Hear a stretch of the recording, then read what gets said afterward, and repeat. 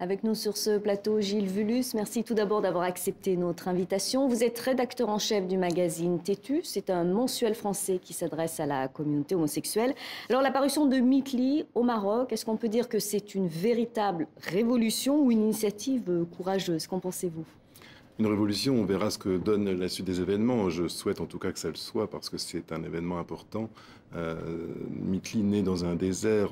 Les homosexuels marocains ou même maghrébins et même dans les pays arabes n'ont aucun média. Un média gay, ça sert d'abord à ça, à se reconnaître et à savoir qu'on n'est pas seul dans la société. On a des congénères, on a des gens qui souffrent ou qui ont les mêmes problématiques que soi.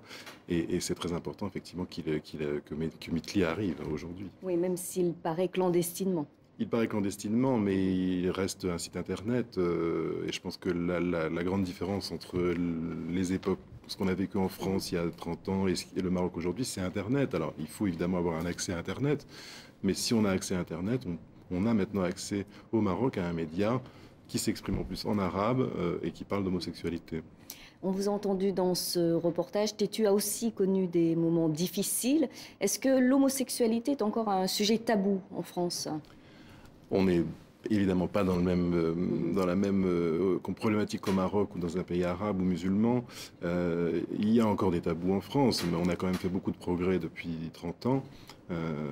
Avant Tétu, il y a eu Guépier qui a ouvert quand même qui a été pionnier de la presse homosexuelle en France. Il y a combien de magazines homosexuels en France? En France, il y en a deux, on va dire, mais il y en a eu plusieurs mais enfin, Tétu est le plus important, on va dire, depuis 15 ans, domine quand même le paysage.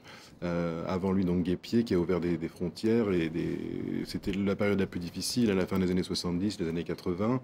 Et l'objectif du magazine Mitli, c'est relayer la souffrance de la communauté homosexuelle. Est-ce que c'est aussi l'objectif de Tétu? Il y a évidemment cet objectif. La souffrance, on peut pas dire aujourd'hui que les gays ou les lesbiennes en France souffrent. C'est pas leur première problématique. Ils se continuent à se battre pour revendiquer des droits et des droits, notamment le droit à l'égalité, que ce soit pour, par exemple, le mariage ou l'adoption ou toutes les problématiques de parentalité. Il y a aussi de la souffrance, il y a de l'homophobie, il y a de la ségrégation, il y a des discriminations, notamment au travail. Tout ça, effectivement, un média comme Tétu doit être là pour relayer ces problématiques. Mais il y a aussi des façons heureuses de vivre son homosexualité. Et Tétu existe depuis maintenant 15 ans. Et depuis plus d'1 an, il existe 2 sites internet. Et je crois que ça marche plutôt bien puisque vous venez de recevoir un prix. Oui, ça marche bien. Et puis on a un prix et surtout on a une audience qui y croit.